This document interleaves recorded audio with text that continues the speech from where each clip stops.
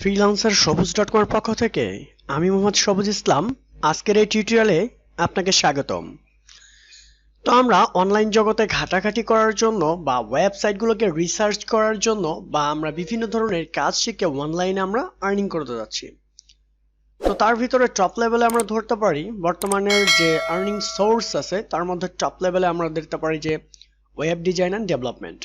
তাহলে আমরা যখনই ওয়েব ডিজাইন এবং ডেভেলপমেন্ট শিখতে যাব তার ফার্স্ট স্টেপে আমাদের আসে HTML লার্নিং করা। দ্যাটস ওয়াই আপনি যদি আপনার লাইফেও কোনোদিন না শুনে থাকেন যে HTML কি এবং এর কাজ কি এবং এটা কিভাবে ব্যবহার করা হয়। সো HTML এর বেসিক যে একটা কোর্স আছে সেটা আমরা আজকে স্টার্ট করব এবং আশা করতেছি আপনার লাইফে যদি কোনোদিন কোনো একটা শব্দ না শুনে থাকেন তাহলে এই কোর্সটি আপনার জন্য। যদিও বা আপনি কোনো অ্যাডভান্স লেভেলের হয়ে থাকেন তাহলে এই কোর্সটা আপনার জন্য। দ্যাটস ওয়াই এই কোর্সটা রিকমেন্ড করতেছি এই কারণেই, কারণ এখান থেকে কিছু হলেও আপনি শিখতে পারবেন। আশা করতেছি এই টিউটোরিয়ালে আমরা, যেহেতু এটা ফার্স্ট টিউটোরিয়াল, এই টিউটোরিয়ালে আমরা ভূমিকা HTML এর যে ইন্ট্রোডাকশন আছে সেটা নিয়ে কথা বলবো। তো let's get started now and then আপনি যদি ফার্স্ট টাইমলি এই চ্যানেলে ভিজিট করে থাকেন তো অবশ্যই একটা রিকোয়েস্ট থাকবে সাবস্ক্রাইব করার জন্য এবং পাশে থাকা বেল বাটনটি অবশ্যই বাজিয়ে দিবেন। যেহেতু HTML আমরা শিখব সেক্ষেত্রে HTML এর অর্থ হচ্ছে হাইপার টেক্সট মার্কআপ ল্যাঙ্গুয়েজ। এটা কোনো প্রোগ্রামিং ল্যাঙ্গুয়েজ নয়, মার্কআপ ল্যাঙ্গুয়েজ।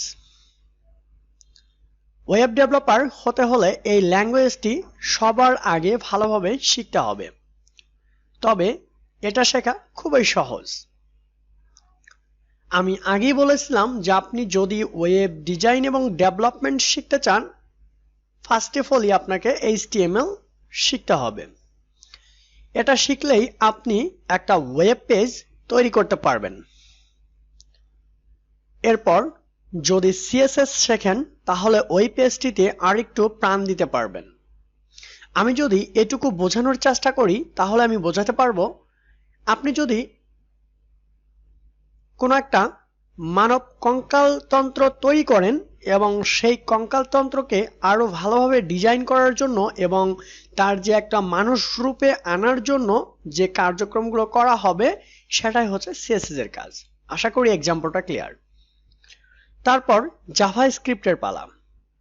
জাভাস্ক্রিপ্ট শিখে এর অ্যাপ্লিকেশন করলে বা এর যে অ্যাপ্লাইয়ের যে অপশনগুলো আছে সেগুলো যদি আপনি শিখতে পারেন, ওয়েব পেজটি ডাইনামিক হওয়া শুরু হলো। মানে আপনার মন মতো আপনি এগুলোকে ডাইনামিক করতে পারবেন, যে কোনো কন্টেন্টগুলোকে আপনি চেঞ্জ করতে পারবেন।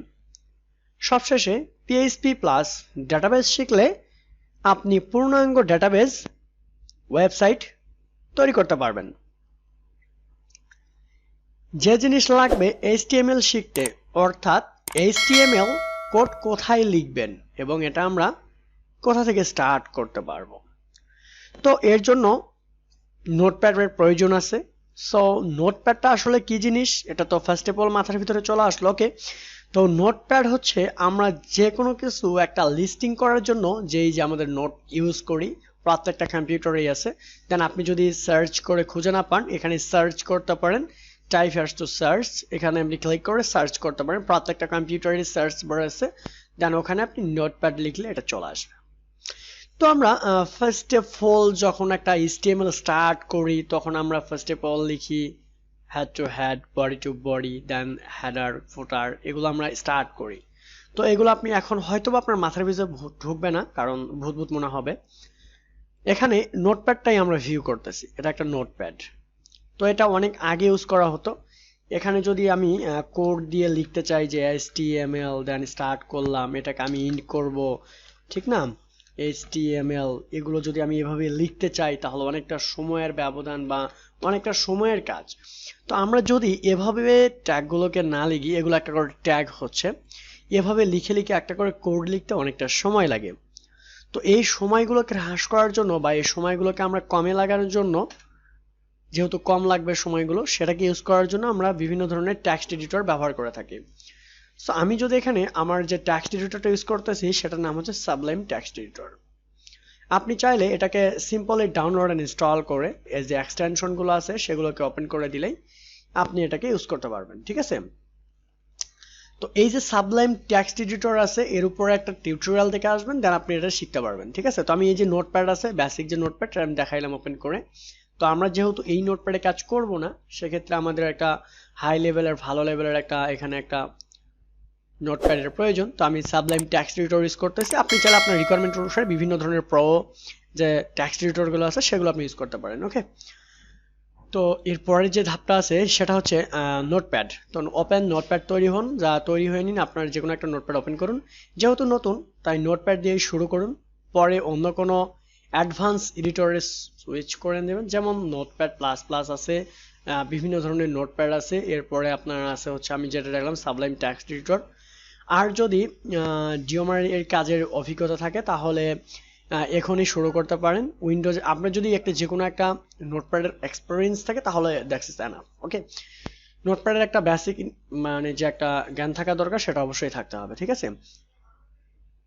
তবে এরকমই একটা হালকা নোটপ্যাড আছে, নাম হচ্ছে নোটপ্যাড প্লাস প্লাস, আমি যেটা বললাম। এখানে প্রচুর সুবিধা পাবেন এবং এটা প্রফেশনাল কোড লেখার জন্য নিঃসন্দেহে ব্যবহার করতে পারেন। সাবলাইম টেক্সট এডিটরটা অনেক ভালো।